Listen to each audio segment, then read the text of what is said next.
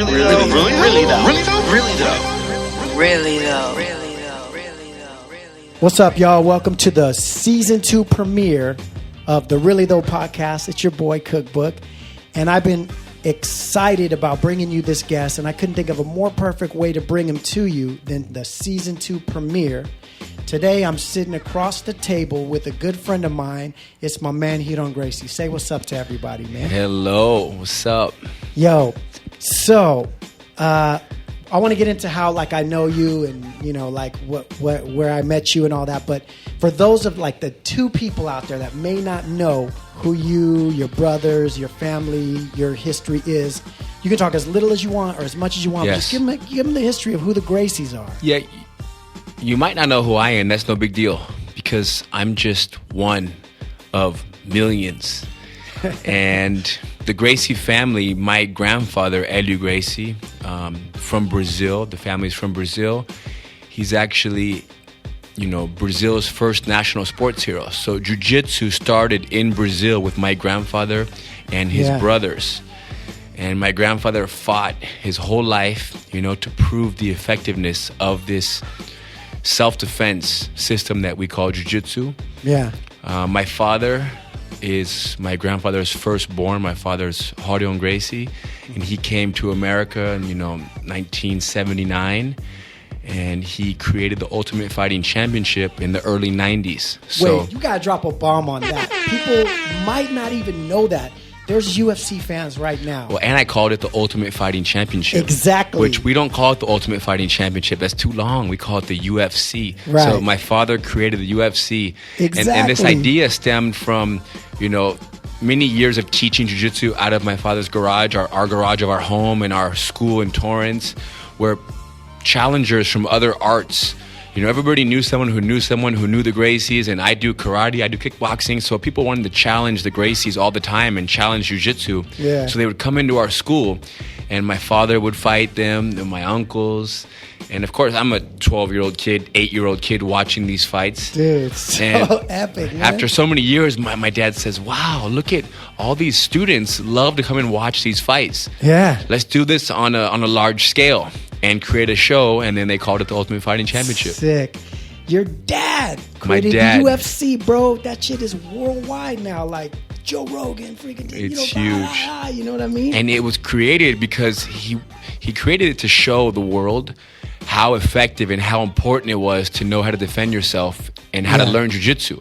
And jiu-jitsu is the art that won the first UFC. Besides the fact that Royce, my uncle, went out there and won so many fights and proved how amazing this stuff is. Till today, everybody has accepted. I mean, every day we're,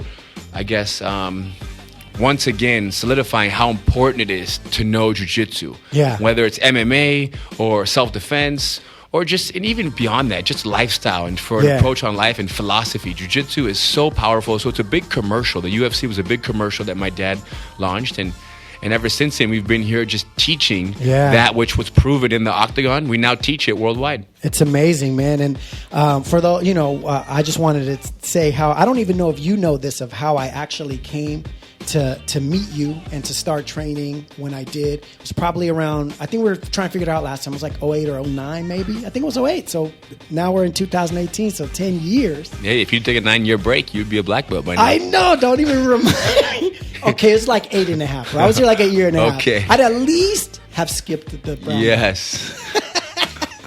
No. But so at the time, I'm doing music, I'm doing my thing, touring, what you know me to do, and and so I would go produce with Evidence. Of course. So I'd be at his house. A lot of times he'd have me come over, like, because I play keys, I play piano, so he'd need bass lines or chords on some of his beats, and he doesn't do that.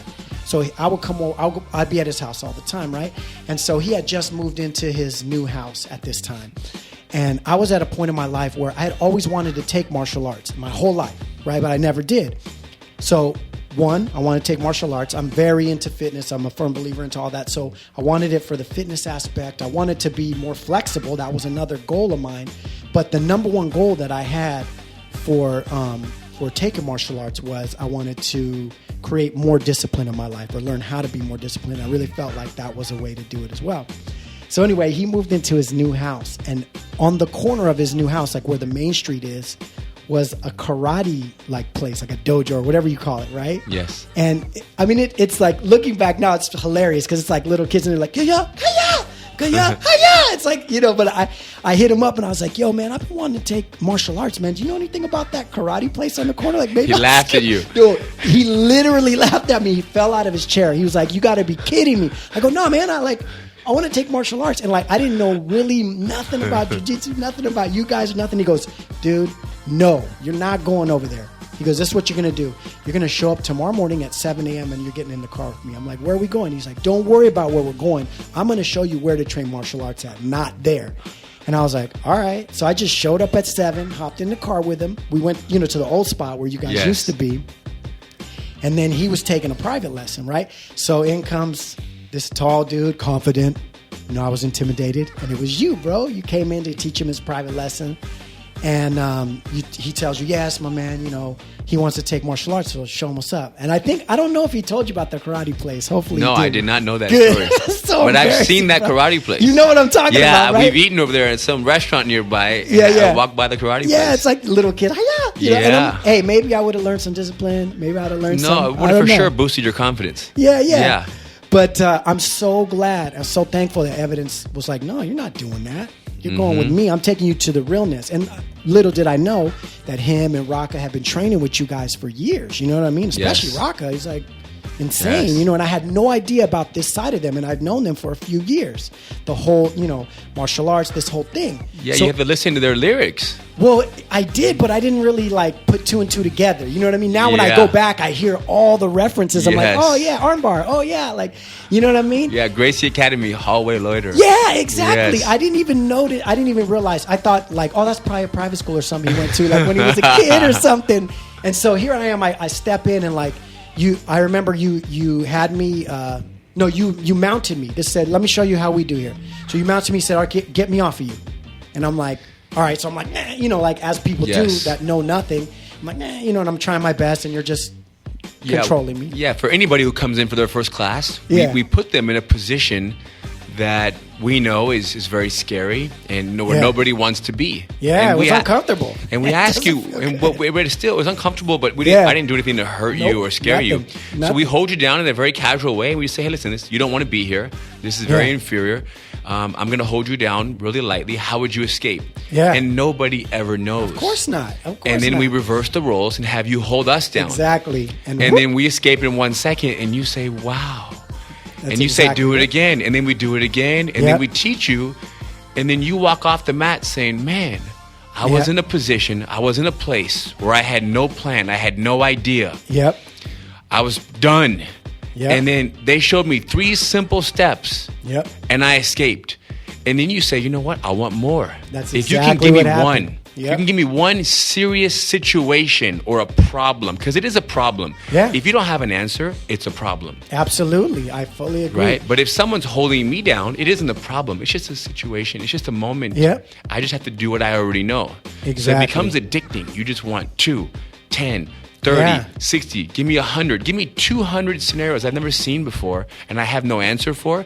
And then give me the answers and we'll Yeah. do that for you. Yeah, no, and that's exactly what happened to me. So we reversed it. You escaped right away, and then after a couple times, you said, "Okay, I'm going to show you how to do it." And it was like 1, 2, 3, trap the leg, whoop, and then hit the hips, boom. And I was like, "Oh my god!" I just did it now too. After that, I was like 4 times a week. I was in. I was like, come through. Well, and you know what? The cool thing about jiu-jitsu that I just kind of realized is that it makes sense. Yeah. When you do the move, you're like, that's it? yeah. It's almost one of those like, why didn't I think of this? It's true. A lot of the moves are like that. You're like, oh my god, that's all you gotta Of do. course, that's Yeah. all you have to do. Yeah. But when you're in a fight for your life, you don't do it unless you've trained it. So we're here to help Absolutely, you because train your mind just goes somewhere else and all Mm-hmm. of that. So that was the beautiful thing. And so I started training here for a year and a half or so or whatever. And man, I think I was telling you last time, it has so affected my life.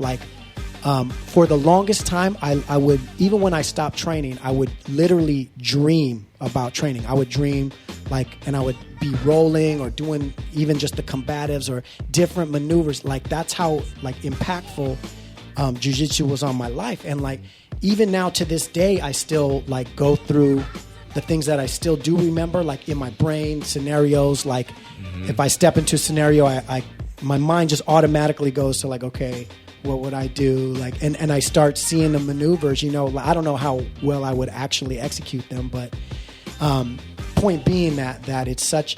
There's no mistake why jiu-jitsu has sort of swept the world in the way it has, because of that fact, because of the effectiveness of it, because of what it gives to people. But what I find the most interesting about you and your family is coming here. You're a part of so much more than just training a martial art here. To me, there's a whole lifestyle that goes with it. There's a big family feeling. Like no matter how many more hundreds of people come through these doors, there's always a sense that you're a part of a family, part of something bigger. And I always felt that to be so impactful too, just the fact that there's every aspect of life, it seemed like, Gracie, there's an answer, there's something that you do. So if I say, man, you know, I'm just feeling sluggish, slow, this is how we eat, the Gracie diet, the this, the that. I mean, I would go with you guys to train like on the beach, or we go work out at other places, and it just felt like stepping into a totally different world. And I feel like you guys have done that on purpose, but tell me a little bit about that. Like, I mean, is that just natural to you guys? Or? Yeah, we live it. We live jiu-jitsu. But, you know, as for the family aspect of all of this, jiu-jitsu is something that, you know, you have to trust the people you're practicing with. Because I'm giving you my arm. Yeah. I'm giving you my neck. You're squeezing my neck. You're stretching my arm. And of course, I tap and you stop. And so you're giving your energy to that person. You're fighting them. You're helping them prepare for the real world. And they're helping you prepare for the real world. So this exchange that we're both helping each other to prepare for what could happen in the real world, it brings two people very close together. Very true, yeah. So, and I think people walk in this building, of course, everybody has a life. People have families, they have their jobs, and they do what they do. But sometimes people don't have, other than maybe your wife or your immediate family, you don't really have a team. Yeah, right? It's so true. A family outside of your family. Yeah. And jiu-jitsu, and this is all around the world. Jiu-jitsu and the martial arts often become, it's almost like the second family. Nothing can compare to your actual family, but I felt that, and I see people, for example, who might not even have they might be single, and they might not have too many friends, and then they come into jiu-jitsu, and jiu-jitsu becomes their everything. Yeah, yeah. And I think that there's beauty in that. I like that, and I also like that people have lives outside of the mat. I think it's important that you have both, that you're not completely 100% reliant on the jiu-jitsu. But there's no doubt that no matter who you are, there is a jiu-jitsu school for you. Yeah, there's an energy for you. Now, we might not be that energy. We might be, because we're not the most competitive. Yeah, yeah, right? Yeah. The most, you know, I want to say egotistical. Right. Even though we're very, you know, recognized, and we are the name in jiu-jitsu. The Gracie family is the royal family of jiu-jitsu. It is, absolutely. The way that we run our school, the way that we are, we want to offer jiu-jitsu to everybody. Yeah. We want the family, the father, the businessman. You don't have to be the 22-year-old, you know, Olympic athlete that is now wanting to get into jiu-jitsu. It might not be the place for you, but then again, yet it might be the place. Yeah, absolutely. So we love being that family, and we know that, you know, for example, for myself, jiu-jitsu for myself, it's my work and it's my hobby. Yeah. Right? When I have time off, I go to work. Yeah. Yeah, that's very true. Right? And that's very rare. Yeah. I would imagine musicians might be a little similar, right? Absolutely. They're working, they're producing, but they're also enjoying it. Yeah, it's what fun. You love. So you're touching on something that one of the main reasons why I wanted you on the show, because I feel that like jiu-jitsu and the lessons you learn from that translate into everyday life and into you can take these lessons and you can apply them not only on the mat, but in like your workplace, in your family place, and different things like that. So my show, you know, it's hip hop, it's real hip hop, and we even got into the fact of how hip hop you guys are. If they want to know how hip hop, they can watch Back Again Video Dilated. You guys are in it. Yes. You know what I mean? And I didn't know that until again I started training, and then I saw the video again. I'm like, oh, yes, Henner, what are you guys doing in there? You know. And worst comes to worst. Oh yeah, I got to go back Yes. and watch that one now too. It's my family comes first. Yeah, that's We're true. the jiu-jitsu family. That's real. That's Yeah. real. So what I was going to say though is you touched on something right now. So my listeners, we try to approach success and talk about success principles and mind states and ways that you can live, that you can take and apply to your life, to your career. And obviously I have a lot of musicians, a lot of hip hop artists that listen to my podcast, but I have a lot of people from all walks of life. And I really felt like you and your family and what you guys do here could contribute to that conversation. And what you just mentioned, I feel is one of the most, what I probably maybe the biggest desire I have for my own children, and that is to do what you love for a living and how to do that. It's not always easy to do, but you've been able to create that here, and I think that's important. You have any thoughts on that, or what would you say? No, there's no doubt that you want to do what you love. Now, of course, you might have to spend a few years doing what you don't love, but you at least know where you want to go. Yeah. You have a plan. Absolutely. Of course, there's those that get a little complacent, right? And before you know it, it's been 27 years Yeah, doing what they true. don't love. Yeah. So, I'm not really doing even what I love. I can say, of course, I love doing jiu-jitsu, but remember, my grandfather did jiu-jitsu. My father, all my uncles, my father's cousins. Everybody, So it's yeah. almost like this isn't even really my dream. This isn't even really my love You're in kind my of born life. into it. It's theirs. Yeah. Now that I'm here, I'm very grateful, and it's Yeah. amazing. But Interesting. in many ways, I was kind of forced into this, and I'm very lucky that I was forced into something that does so much good and helps so many people, and it's so Yeah. rewarding.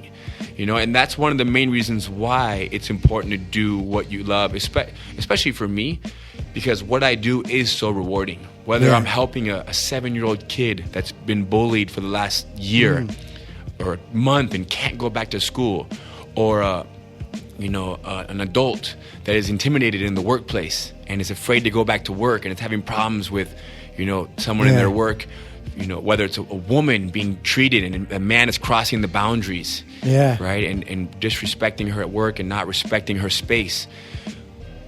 Our job is to help them find a way, a technique to go and solve that Yeah. situation that they're in. So, and we're very good at it. We do it all the time, and we get so much feedback. Or a police officer Yeah. that goes to arrest somebody, and it goes south, and they end up getting beat up, and now they don't want to go back out on the field. So we give them the tools that give them the confidence to go back out there and do their job. Yeah. And speaking on police officers, since this is a hip hop, kind of world, and Yeah, the yeah. police officers that do jiu-jitsu, those are the ones that Not killing people. are going to be, yes, Yeah. they have a plan. Yeah. The ones that are using excessive force, they have no plan. They have Right. no tools. Right. So an officer that has jiu-jitsu for 6 months, a year, 2 years, 3 years, not only are they going to wait longer before they even get physical, they're going to be able to speak with more confidence. Yeah. But when the time comes and the fight goes down, they don't have to resort to their firearm or the taser or the baton. Yeah. They can just simply use the jiu-jitsu techniques, and they apply as little as much pressure as they like. It's so much safer. I'd much rather be arrested by Yeah. someone who's a purple belt in jiu-jitsu Yeah. than zero jiu-jitsu. Absolutely. And I think that's important too, like you said, being that this is hip hop and a lot of people are like, yeah, the police and this and the other, that to know that you guys are out there and you have a full on like law enforcement course that you teach all over the place. Yeah, right? right now, this week, we have probably 75 law enforcement from all around the world. They're on the mat right now training, and That's they do beautiful. 6 hours a day, and we're just teaching them, and they go back, they're all instructors, and they teach at their departments. Yeah. That's And- amazing. And the thing is that the police are just normal people. Yeah. They're just pulled out from, the community. Yeah, So the for same sure. way there's a guy down the block that's inconsiderate and disrespectful, and you could call him an idiot. Yeah. There's going to be a police officer that's a little bit disrespectful yeah. and inconsiderate, and you might feel like Absolutely. he's an idiot. And then there's a guy down the street that, really holds himself together. He's a nice person, very respectful. And then there's the officer that's very respectful. So it's just humanity. It's not police. And it's also the idea of what you're saying now too, like as they're regular people, they're regular people with regular fears as well. Yes. Going into intense situations. You spoke earlier how something that could be a danger for one is just another situation for you because of the hundreds and thousands of times that you've done this over and over again. And having that equipping, I think, that is probably the answer for this problem of these people, getting a little out of hand and killing people that they shouldn't be killing, is to have a different sort of a confidence. It starts to eliminate some of the fear, because I don't think it can alleviate everything if firearms are drawn on them or whatever. But like in those one-on-one confrontations, Yes. like you said, a cop who's a purple belt in jiu-jitsu, getting quote unquote beat up in and through jiu-jitsu is actually such a kind way to get beat up. You're not going to walk away with any bruises or anything. You might just pass out. But yet you're building your understanding of how to be in a physical altercation. Absolutely. So it's helping that officer. Yeah. For when the real situation goes down on the street. Now, and back to doing what you love. I was thinking also how there's more than one thing that I could love doing. Yeah. And that's important also. You might have your dream job and career that you want to do and you love this. Yeah, yeah. And maybe you can't do that right now.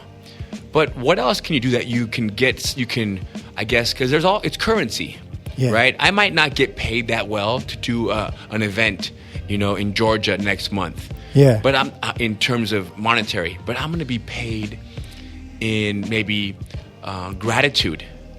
I'm going to have 220 kids under 12 years old smiling, having fun, giving me high fives, telling me stories, right? They're going to have the time of their life, and they're going to come over and they're going to all shake my hand and thank me, and that's currency. Yeah, it's and amazing. Of course, we need money to survive and to live, so you have to make sure that when you do what you love, you also find a way to make money and get paid for it. But, doing jiu-jitsu, it's not a money-making business. And we figured out how to make money with it. Don't get me wrong, we're making money, but this is not the way to make money, unless, of course, you do it the way that we are, which is on a very large platform, like schools all around the world, online curriculum, online website, Gracie University. So there's a lot to do, but find anything that you enjoy doing and giving back. And from my experience, if you're giving, if you're helping people, if you're bringing smiles to people's faces, it's priceless. I agree. And I think it does open up a lot of other doors where if you don't get paid today, you will get paid down the line. When you bring value to people, they don't forget it. You know what I mean? I've had plenty of times where, like, because of who I am or just being in the scene for a long time, even bigger name artists will do like a verse for me for a project of mine for free. And then I say, what's your PayPal? And I send them money anyway. And it blows their mind. It might not even be that much money, but they were willing to do it for free, and then I give them value. Wow. Then down the line, guess what? They're like, Cookbooks, the realist. Like, if I needed him for something else, I don't do it so I can get it back. I do it because I appreciate it. And then eventually, but that's what I'm saying, like bringing value. But what you did touch on, which is another thing that I feel very impressed about, is the business side of what you do, because so many times we do the things we love. Like, for example, musicians, they're passionate and they dive into the making of music. But the art of the business side, of the promotion and marketing of the music, of knowing what to do once you have the product, you know what I mean? So I've seen you guys, so jiu-jitsu, quote unquote, is the product, right? But I've seen you guys in the 10 years that I've known you create the great online university and do all the things that you've done. And I've always felt like you guys are maneuvering so it feels like, from an outside perspective, so like perfectly. And is that something that just came natural to you guys? Is it something that someone, like, do you have mentors or somebody trained you how to do that? Talk a little bit about that side of things and how you've been able to develop such an incredible business outside of the biggest thing when it comes to our business. Of course, our father, did so much in terms of getting us to where we were, 10, 12 years ago. But for the last 10, 12 years, my brother Henner has done lots and lots of, he actually hurt his back a little bit and spent a little bit of time off the mat. And he gives a lot of credit to that time off the mat, to where he had to become very creative in terms of making money and how to market. Yeah. So, but even today, he's very much always looking for the next in, as to how to, push our message even Yeah, further. yeah. Like one of the biggest things, at least that we hear when somebody walks in the building, is they say they saw a Gracie breakdown. So just a YouTube video that we discussed a fight that happened, the previous weekend. I love those. Those are great. We kind of give our jiu-jitsu insight as to what we saw in that fight. Yeah. Gracie breakdowns. And some of those can have, I think over 1 million plus views. Easily, right? yeah, for sure. Over 1 million views. Some of them are very big, 500,000 sometimes is, probably the more average. But a friend of ours said, hey, you guys should, one of our friends in Miami, his name's Guy Valente, he said, you guys should do a video explaining why the arm lock in that fight didn't work. And it was George St. Pierre versus Dan Harding. You guys should explain why it didn't work and just put the video out there and title it, something and put, breakdown, Hidon and Henner, George St. UFC, whatever. Yeah. We did that. And people were like, wow, because the whole world is confused. You watch a fight and you say, why didn't that work? Right. And then here are the black belts and we're explaining it. Yeah, so and great. People are searching the results of the fight. They didn't get to watch it, or they did see it, but they want to see it again. And when they see the video right there, they hit our breakdown. And now there we are. We're being exposed to thousands and thousands, hundreds of thousands of people who would have never known who we were. But because we're discussing the UFC, the most current fight, they learn who we are. So the UFC, till today, even though it's less about, jiu-jitsu versus karate, it's just fighter versus fighter, athlete versus athlete. There's still so much jiu-jitsu being used that, when people watch the fights today, there's always something for us to talk about and break down. And therefore, the UFC is still a very big commercial for us till today. Yeah, and I feel like, I got to assume that you guys doing your own Gracie breakdowns on YouTube is what eventually parlayed you to do them actually for a time with the UFC, right? Weren't you doing them for a time? Yes. You were actually on some of their programming, right? Yes, we probably did good 8 or 10 for the UFC. Yeah, it was really nice. And they're short, quick little ones, just talking about, an upcoming fight and what the strengths and weaknesses are of each fider and people, just content. Everyone needs content. Yeah. And even us today, we could sit down and do a video right now, and our Gracie Breakdown channel is, very successful and has so many subscribers. We can sit down and do a video right now talking about how, we make our breakfast. Yeah. We can break down how we make our breakfast and what we're eating. And because people trust our jiu-jitsu, they're going to say, I wonder what they're eating. They're going to trust what we're eating. Absolutely. Right? And you can know one thing. We're not going to be eating junk. So anybody who wants to eat better, Me, I've gotten tips. I've seen Henner making a certain kind of shake, and I'm like, and I watch and see what you guys do or how you eat. I think that's been so key. My favorite ones that you do is you might come across a great street fight or something. Yes. You guys break those down. There's been some real hilarious ones. My absolute favorite one you guys did was the one when the dude got dragged off the plane. And you guys did that reenact. Oh my God, that was so. The United flight. That was the funniest one I think you've ever done. It was hilarious. Well, it went big. Oh, it went 100 million views. Of course, bro. Retweets. It was probably the biggest video we've ever done. You're right. It was hilarious. It was all timing. So you think that a big part of it is just sort of the mission. So there's a definite there's one side of it's what your family does. The mission is to help people, and then from that, it's how can we get our message out more? Because there's a core of a mission. Would you say that, or? Well, most people know what jiu-jitsu is. Right. People have been exposed to jiu-jitsu since the early 90s when my father was doing the marketing through the UFC. Remember, the UFC was a commercial, so that's a big marketing campaign right there, the UFC. Once everybody knows what it is, I guess the big thing now is making it very clear that jiu-jitsu is for you. Yeah. Whereas most people, they think jiu-jitsu and I don't want to go in the cage. I don't want to step in the octagon and get beat up. Exactly. So we need to make people understand and realize that it's safe. Yeah. It's family. They're going to enjoy it. It's exercise.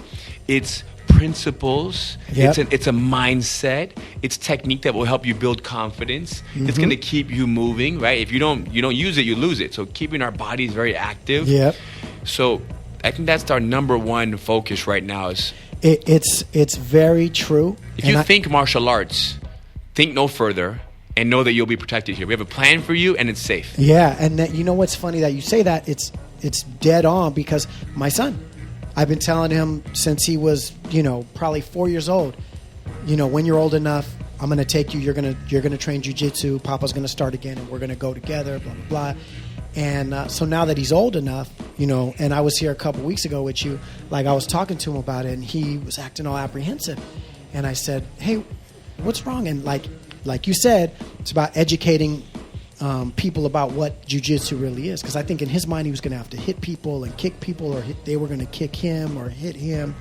And once I explained to him, no, it's not like that, and it's bully proof. It's about how to and then it's like the light bulb went off, and he was like, oh. So now he says like, well, what do you want to do? You want baseball? He's like, no, I want to play soccer and I want to do jiu-jitsu. Like that's his thing. So now it's like once he understood what it was and that it was a safe place, and that he heard bully proof, and he's like, oh, okay, I've heard about what bullies do. I want to know how to be bully proof and all of that. That it changed his perspective, and once it did, he's ready to go. So I think that is a huge mission. And yeah, people. People don't want to get injured, and they don't want to be embarrassed. Yeah. The way that we run our classes here, we don't want you to get hurt. It's all laid out so you do not get hurt. And as for being embarrassed, everybody who walks onto the mat for the first time knows nothing. Yeah, absolutely. So if we wanted to embarrass you, we can embarrass every single person. But it's not. The goal is to educate them. Yeah. Right? The goal is to blow your mind and show you how what you think is a serious problem is a situation that with 2 or 3 movements you're free from. I mean, every time you say that and similar things like that, I'm telling you, all of those things equate to life. Like if you can learn how to calm down and think and just look and use your eyes, every situation is 2 or 3 moves, and you'll be okay. You know what I mean? I think it's amazing. We talk about something that we call it failing forward. So in jiu-jitsu, the goal is to avoid defeat. Yeah. And as you're grappling with somebody, you're fighting with somebody, you might attempt to go for an armbar. Mm-hmm.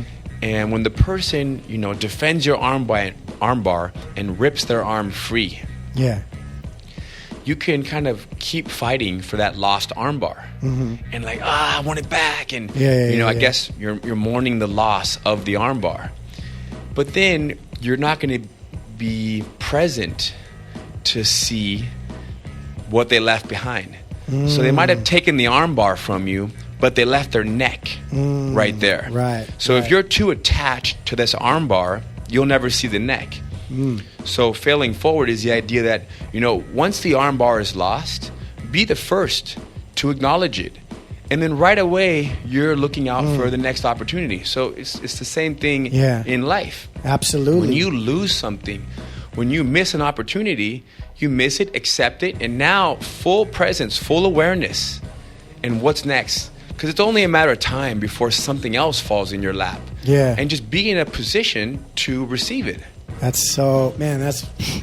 We could almost stop right there. That's it. But that's what I'm talking about. That's why I feel like everybody should take jiu-jitsu. Yes. And my personal opinion is they all should train with you. That's for sure. Because, I mean, it's funny that earlier you were saying like, oh, we might not be the school for everybody. But look, I'm out there, and like you said, there is a worldwide family. So jiu-jitsu, yeah, me too. Whenever you say that, it's almost like being Puerto Rican. Like me, I go out Puerto Rican, bam, come to the house, eat. It's like instant cred, instant like family.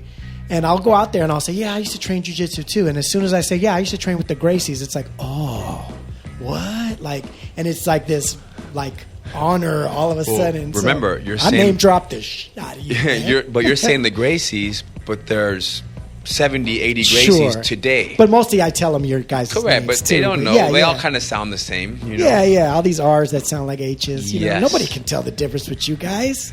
So Healer, Hoyler, Heiler. They don't know. It's all RG. And a couple K's and C's, I guess. And now V. Mostly R's, man. So we're all confused. That's what you do. You confuse us with your names, and then you get the R. That's how it really works. Yeah, we all get the credit.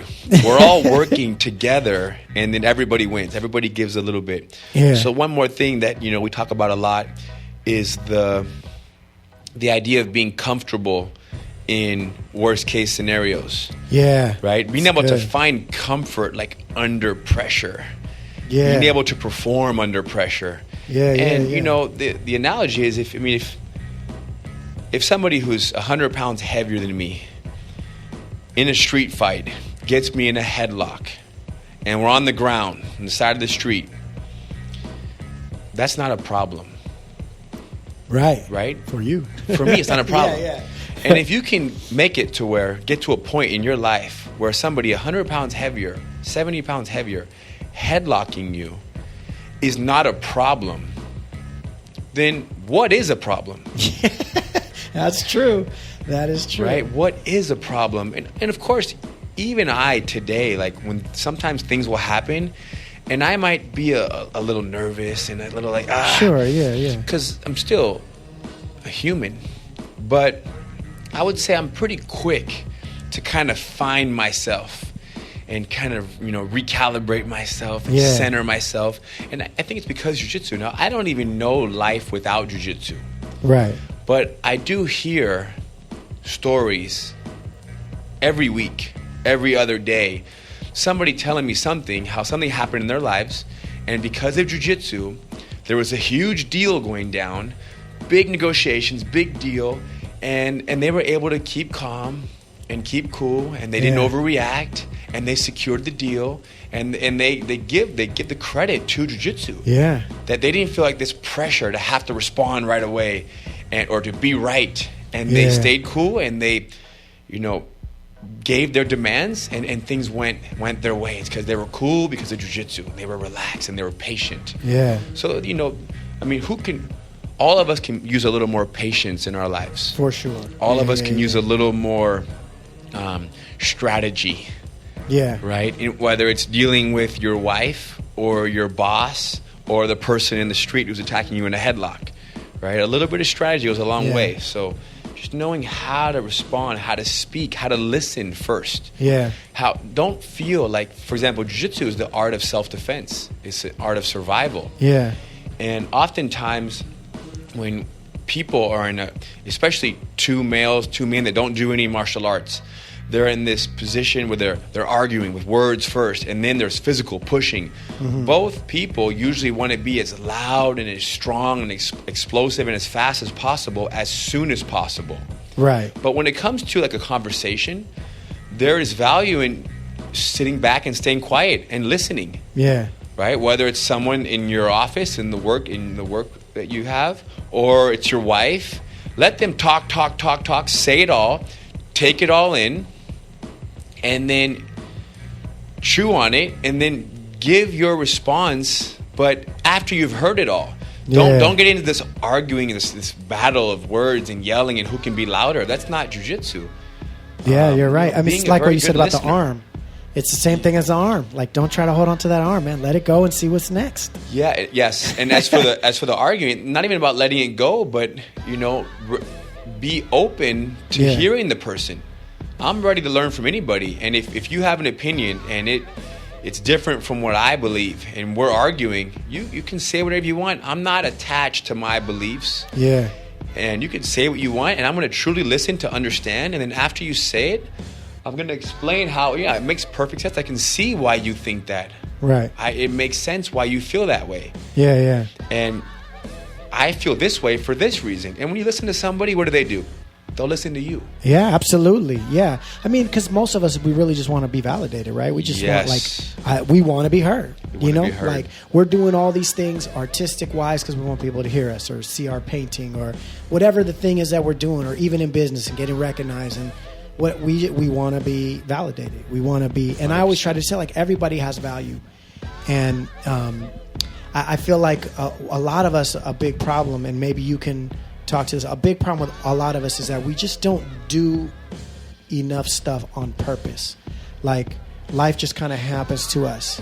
We don't usually have a plan. We don't usually, like, even think thoughts on purpose. Like, I always say, like, the first thought you usually can't help stuff pops in our head or whatever, but like, what about the second thought, the third thought, the fourth thought? We can control our thoughts. We can decide what it is we're going to think, what it is we want to think. Do we want to think angry thoughts that lead us to feeling angry, or do we want to think more positive thoughts, or whatever it is, you know? And a lot of us, we don't really do that. You know what I mean? We are very reactive as a species, I feel like, you know?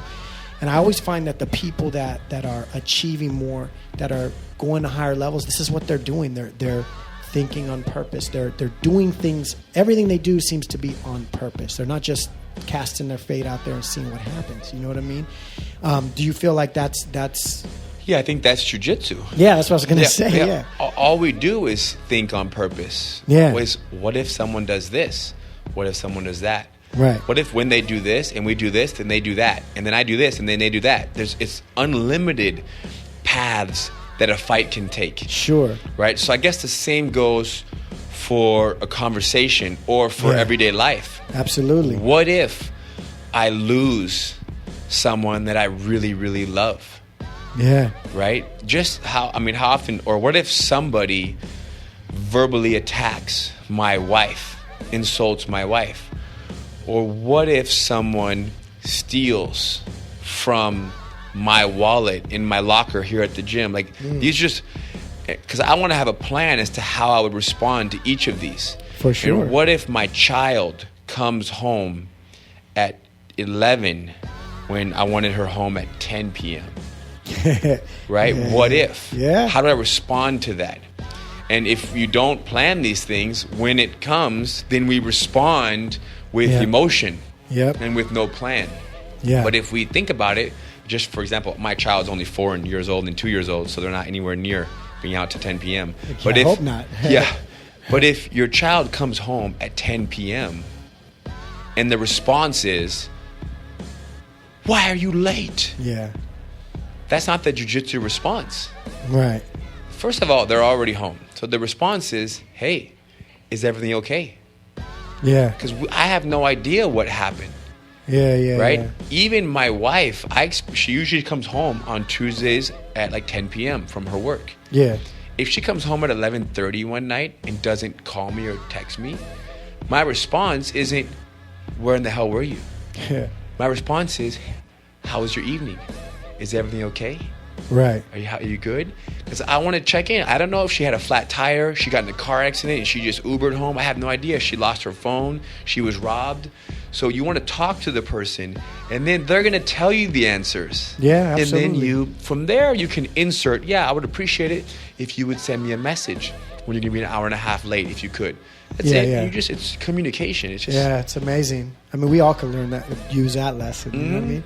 Well, one of the things I do want to talk about before we finish up here is you and your brother, I think, your brothers specifically, your connection to hip-hop. Because there's a definite, connection with you. I feel like even the more hip-hop goes on, the more you hear about, maybe because of the rise of UFC and stuff too, but I feel like in my circle, in my area, the reason why I even know about the Gracies and about this history and this whole thing is because of hip-hop.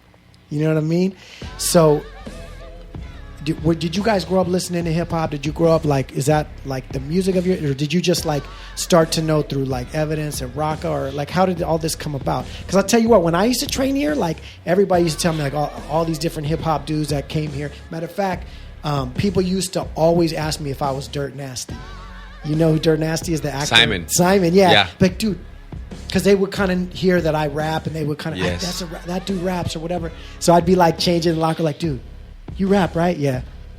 Are you Dirt Nasty, bro? They get all hyped. I'm nah, man, I'm not. I'm not, bro. I wish I had his money. But no, I'm not. But so what? How did you guys? Is it strictly through them coming to train, or how did this? So no, we always listened to as kids. Yeah. Listen to hip hop and rap growing up. Yeah. It was the music. Of course, my father and my uncles liked a lot of reggae also, so it's kind of both of those. Yep. But hip-hop was cooler, especially during my years. But it was never hip-hop. It was never Dilated Peoples. It was Dr. Dre, DMX, whoever was on the radio. Yeah. That was, as freshmen in high school and sophomores. But then I think as a junior or senior in high school, A friend of mine, his name is Glenn Floho, introduced me to Raka. And then from there, Mike came in, Evidence. So then I started to kind of understand that there's other hip-hop and rap out there. So little by little, I started to be exposed to them and just listening, going to their shows and listening to their albums. So I got a little bit exposed to, you could call it the underground or indie. I call it indie rap. Yeah, and it's almost like it's the... I don't know if underground is the word for me. I guess it's the real. Yeah, it's a little more real. Yeah, I would agree with that. Right, it's a little more personable. Yeah. Maybe the people are maybe more approachable, or at least from my experience. Yeah. Right, it's of course they're not making hundreds of millions of dollars. Maybe it's, I don't know why, but just approachable. I mean, Evidence and Raka are like, known the guys forever, like my bros, best friends. So yeah, great the guys. Approachable part is, I think it's a big deal. But as for rap, even till today, I still listen to rap. A lot less now because I have kids. Yeah. So they want to listen to everything else but rap. Yeah, of course. But it's okay. They want Bruno Mars, man. They want kids songs. Kids songs right now. They don't even want that. I don't know what they want. Well, you got a 4-year-old, so you listen to like the Finger Family and it's Moana soundtrack. Yeah, all that kind of stuff. Yes. Yeah, but I always found that to be cool. And one thing I about you in particular too is that you were always super supportive. You used to come to my shows. Like, you would just roll up by yourself or maybe with one of the homies or whatever. And it could be like a bigger show, or it could be like even you come to a couple like little small events where I was almost embarrassed that you came. Like, dog, it's usually not like this, I swear, But you were always just cool, man. Just like show up and like enjoy the music, hang out. Well, remember, I don't think that I'm a celebrity. Yeah. Right? Now, people will see me and they'll meet me and they'll go crazy and take pictures and want autographs. Yeah. But because of jiu-jitsu, we are also very approachable.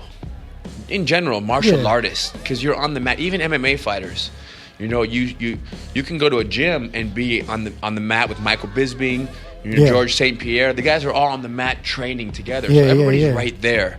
And the same might go for the underground musicians.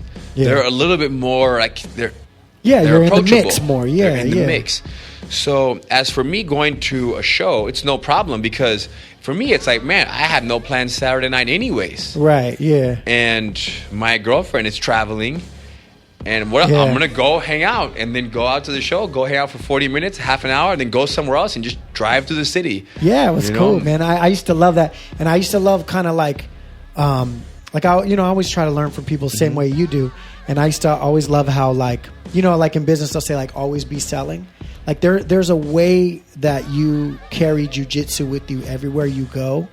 Like, how do I say? It's sort of like you're like a walking commercial, but you're not like a pushy salesman at all. There's always like this presentation, or like there's always like a welcoming feeling, like, you should come train, and it never feels salesy, it never feels whatever, but you always have that. Well, I let the person lead. I let them inquire first. It's very rare that I say, hey, I'm jiu-jitsu, come learn it. But it's usually... I can never imagine you saying that. I am jiu-jitsu. Usually just our whole lives, because a big part of jiu-jitsu was, at least for my grandfather and the generations where they were in the proving era of always fighting challengers, was always being ready.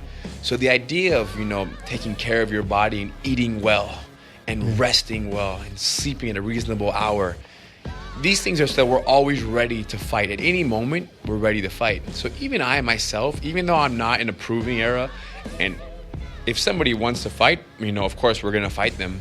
But people know that jiu-jitsu is where it's at, so it is what it is. But still, I live a life to where when I go out at night, whether it's a show or a random party at a club or a restaurant or a bar, I go and I don't drink alcohol ever. I've never smoked anything in my life. I don't even eat a Snickers bar. I don't even eat candy. I don't eat dessert. I don't eat cake at a birthday party, right? I don't drink soda. I don't accept, Kool-Aid or punch. There's so many things that I say no to, that just what I avoid putting in my body brings attention to me. Right, of course. And then that becomes, well, why don't you eat it? And I say, oh, it's just my whole family, my whole life. I've always avoided all of these things, just to be always ready, top performance, health reasons, just lifestyle. Well, why? Well, what do you do? And then I do jiu-jitsu. And then, jiu-jitsu, I want to do it. And then after everybody says, oh, yeah, I've been trying to lose weight for a long time. I want to get into martial arts, but I need to lose weight first. I need to get in shape first. Then all the excuses start rolling in. Sure. Or how they've done martial arts and how they're already on this and do a little MMA and how their friend does that. But the point is that the energy, it's very hard not to figure out that I live my life differently than 99%. Yeah. 99% when there's a happy birthday song are having a bite of the cake. Absolutely. I don't eat a bite of the cake ever. The last time I had cake was never. That's amazing. At a party. So now unless it's my cake made from like avocados and that's next level shit chips. though. That's that next level stuff. Avocado cake. Yeah. But there's no cake. So that people they get weirded out and they want to talk to you. So it's the lifestyle. It goes everywhere. So as for a walking billboard, I think it starts there. Yeah. And then it starts with just the demeanor, the confidence, the eye contact, the handshakes. Yeah. Right? These are things that also you don't see very often. People kind of walk through a crowd and they don't make eye contact. They don't they don't acknowledge people in the room. Yeah. So that's something also that's attractive, right, to a man or a female. Say, wow, that person just hello, a nod and a hello. Is that something that, like, these type of things, is this what your dad instilled in you? Is it just natural to you, or is it like an actual, like, this is how we do things? Yeah, I mean, as for how we live and how we eat and how we drink and that, yes, we were taught from a very young age and taught by example. My dad always led by example. But as for, saying hello to people and making eye contact and being somewhat personable, I think that kind of comes from running a business, right? When somebody walks in the front door of my business, hello, how you doing?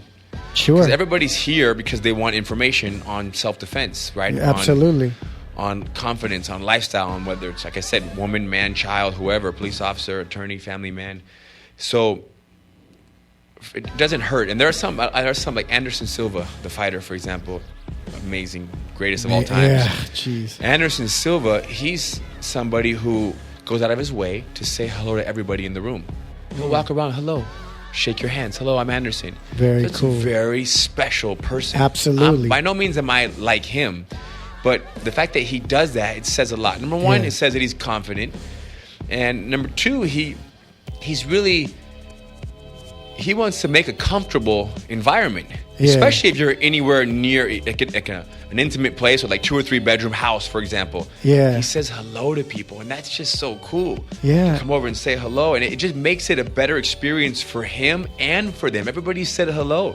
It's a genius thing. Yeah, so I really like that. It's the jiu-jitsu way. It's the things that you say, God, I should have known to do that. Yes. I should have known that. You know what I mean? Yes. Well, man, I gotta tell you, man, I've been waiting to have you on the show for a long time. I've been hitting you up for a while about this. I'm so glad that we've finally been able to do it. You're gonna have to come on again because I feel like there's so many more stories we could tell, so much more like mindsets and real like gems we could drop on people. So we'll have you back soon. But if you could just sum up like 1 or 2 things that you would just want people to know, whether it's about jiu-jitsu or about how they live their lives, like what would be 2 important things that they could walk away with today? One thing when it comes to jiu-jitsu and self-defense and just fighting, especially for men out there, is that, you're going to find yourself at some time or another in a situation where you feel like you're being threatened. Yeah. Right? Where you're being, it's physical, it's someone's gestures, their body language. Yeah. Someone's trying to intimidate you, threaten you. Of course, if it gets physical, that's a little bit different, but mainly with words and just their behaviors. Yeah. When that happens, right, your instinct is going to be to speak back and almost overpower them, almost one-up them, whether it's with words or with posture. And I can see how you might think that that's the way to go, but that's not the jiu-jitsu way. Yeah. Right? When somebody is having a very bad day and somebody has an attitude and is disrespecting you and trying to intimidate you, try to stop and look at the person and think about what they might be going through. Now, you can't do this if you are in an unstable place in your life. But if you're feeling good, if you're having a good day, if things have been going right for you that day, that month, then look at them and say, I wonder what's happening in their world. You'll never know. But the fact that you know that there's something going on inside of them that is bringing this type of behavior, this type of energy towards you, it will help you respond and not take it so personally. You say, did they lose their job? What is it? Yeah. Right? Are they sick? Did they just find out that, do they did they hurt their ankle? Did a girlfriend just dump that person? What happened? So speak to them in a very hey, I apologize. I apologize all the time. I've avoided 7 or 8 street fights. But just, hey, I apologize for the inconvenience. I didn't mean to offend you. I'm sorry I made you feel that way. Yeah. I'm going to give you some space, respect. 100%. I didn't mean to do that. I'm going to move away. And people, and oftentimes I'm taller than they are. And I'm very tall. So me being taller than them, it's almost like a relief to them. They're very happy that I didn't start cussing at them back. But I try to see their pain, So getting in a fight is almost easy. Not getting in a fight, kind of walking away and say, hey, it's okay, it's all right. And then the analogy that I use is, imagine if you had to wait 5 minutes before you can respond to anybody's verbal attack. Somebody can call you, your wife, your child, the worst names and words imaginable. And for 5 minutes, you had to sit on your hands. Would it change the way you respond? Of course. Yeah, there's no doubt about it. There's no doubt. So that's the jiu-jitsu way to respond, is to give it time. Really think about what's happening, and especially when it's words. And I think about in the rap, hip-hop world, it's words. Yeah. So when words are being said, take your time and listen to the words and smile and say, wow. Well, look what put them in that position to have to say that. And then wait a week, a month, and then, on your next album, you can respond to them. But don't be in a hurry to respond right away on Twitter or on Facebook. Just give it time. It's no big deal. Now, and as for, that's for self-defense. And as for life, just everyday life, the one of the most important principles, the most important principle in jiu-jitsu is efficiency. If it's not efficient, it's not jiu-jitsu. Or that's not true. If it's not efficient, then it's not the highest level of jiu-jitsu. Because sometimes being inefficient is jiu-jitsu. You have to be a little explosive, and it's not the safest way to go. But sometimes it might be necessary. But efficiency is everything. If I'm fighting somebody and after 45 seconds, a minute and a half, I'm exhausted, then I was not efficient with my use of energy. I didn't plan, and I wasted all my energy, and now I'm dead. I cannot do that. So when it comes to your life, your everyday life, think about, be efficient in how you live life. So, for example, if you're going to spend time with your kids, you have a 5-year-old and a 7-year-old kid, 10-year-old kid, don't be on your phone while being with your children. That's not efficient. You're going to do both halfway. Efficiency is be with your kids for 30 minutes, for an hour, right? Let nothing disrupt your time with your family. And then once that hour is done, say, kids, I'm going to go do some work in the office. And then go in the office and do an hour, 2 hours of work. You give to each one. That way you're going to get a lot more than an hour or 2 hours of being on your phone while being with your kids. Yeah. The kids are going to feel like you were never there. And all the phone stuff is you're only half focused because you're with your children also. Absolutely. And when it comes to what you eat, think about what you're putting your body through. eat things that your body's going to have an easier time digesting and breaking down, and your body's going to use. If you're eating trash, then your body is not going to work as efficiently, right? And your body is not going to be able to take as much of the, there's no nutrients in trash. Yeah. Give your body the foods that your body needs to perform, and you're doing jiu-jitsu. Yeah. Not to say you can't. I mean, I'm married now and I have children, so not for me, but for them. It's not to say that we can't have a little moment here or there where I let my children have an animal cracker. Like, that's their cookie. That's as far as it goes on a cookie for them. But that took years to get there. They're not eating Oreos at 5 years old. They've never seen any kind of Oreo chocolate chip cookies. It's strictly animal crackers. It's like a special treat. Wow. But that takes time. So, efficiency. That's is, so huge. Is the word. Just think about what is efficient. What's the efficient way right now? Something happens, something crazy happens. How can I respond to this with efficiency? That's so good. And if you do that, I feel like, you're going to go further and you're going to do bigger and better things.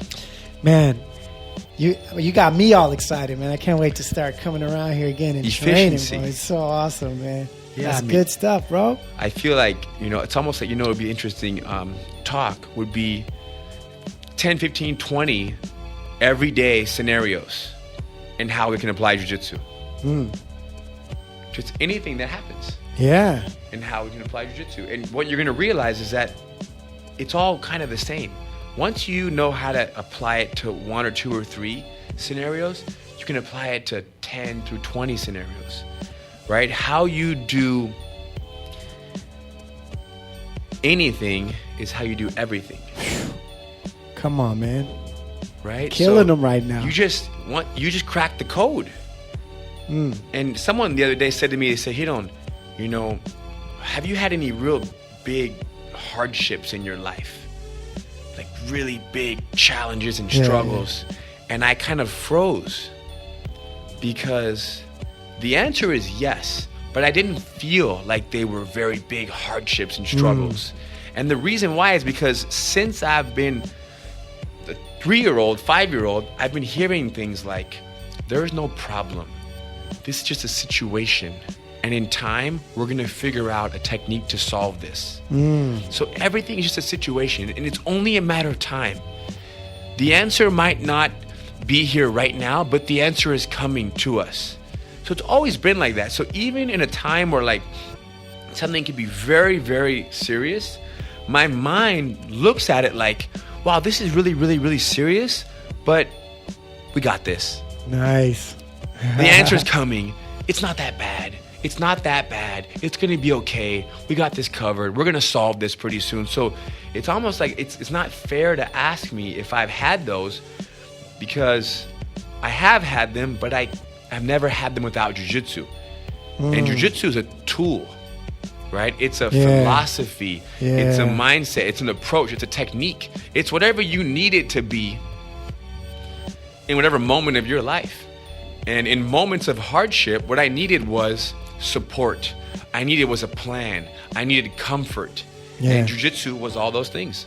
Hello. So to sum it up, you guys all need to take jiu-jitsu out there. And the funny part too, and what does that mean, take jiu-jitsu? Right? What they think that means and what that means are two different things. They think that might mean like doing jiu-jitsu 3-7 times a week. No. Doing jiu-jitsu might be half an hour a week with your 10-year-old and your wife on your carpet in your living room. Well, how could I do jiu-jitsu on the carpet in my living room with my wife and my 10-year-old? I don't know where to start. Exactly. GracieUniversity.com. Oh, come on, bro. We're going to walk them through. It's a linear program where you'll learn. It's like learning A, B, C, and you go back. A, B, C. It's so easy. That's we incredible. Probably have more people learning in their living rooms from us. Yeah. No, that's not probably. We for sure have more people learning in their living rooms than we do in our school here. That's amazing. Our headquarters. It's funny because I was just like, when you were finishing, I was going to say, okay, now just to wrap it up, go ahead and plug whatever you want to plug. And you just smoothed right into Gracie University. Gracie University. If you just, the thing is, and we give you free lessons. They get like 3 or 4 free lessons. They can go on there and look at it and say, my gosh, I can do that. Matter of fact, I should have been a Gracie because I can almost imagine myself creating that. That's how simple it is. So Gracie University, that's where it's at. GracieUniversity.com? GracieUniversity.com. And where else? What else do you want them to know? Where they can find you online? That's it, bro. If you go there, don't go anywhere else. GracieUniversity.com. Yeah, but my name is Ryron Gracie. It's Ryron Gracie, and all online, Twitter, Instagram. Ryron Gracie. Yeah. That's all easy stuff because you're on that, and you'll. Yeah. It'll all be in like the description of the podcast, and I'll be tagging you. And that stuff is minor. Yeah. Don't follow me on Instagram. Follow me on Gracie University. There you go. Yeah, no, you should. Instagram's fun. Gracie University is life-changing. I like that. Well, man, thank you so much for coming out, bro. Thank you, man. I'm gonna have you on again later in the year, man. We need that. We need that Gracie way. I think everybody needs more of it, brother. Everybody. 10 situations and how do you apply Jiu Jitsu? It sounds fun to me. Maybe that's the next episode. If we don't do it with you, we'll do it with someone else. Yeah, what I'll do is I'll do a poll, and I'll start polling all my audience. We'll pull 10 situations. We might just do a Gracie breakdown of it. Oh, that's sick. Who knows? Bro. That's sick. Who knows? There's always more to talk about, though. Absolutely. All right. Well, thanks, man. And you guys know where to find me at Cookbook the PR everywhere. You can email me cookbookings@gmail.com if you want to book a coaching or consulting session with me, or if you just want to holler at me, man. I'm always down. I'm always around. All right. Thanks for listening. But you know what? I can't leave without asking you this one question. The most important question in the podcast, and I usually ask it in the beginning. And I blew it, man. Season 2 opener, I blew. I was so excited to talk to you, man. But this could be the most important question of the whole podcast. This is my show, Really Tho podcast. The one question I have for you is, really though? The answer is yes. All right, I'll give it to you, man. The answer is really though. But it's the same thing, man. No, the answer is yes. I think you're going to say, really though? Jiu-Jitsu? Yes. Really though? The answer is really though. Really though. Yep. All right, we're out of here, man. Thanks. Really though. Really though. Really though. Really though. Really though.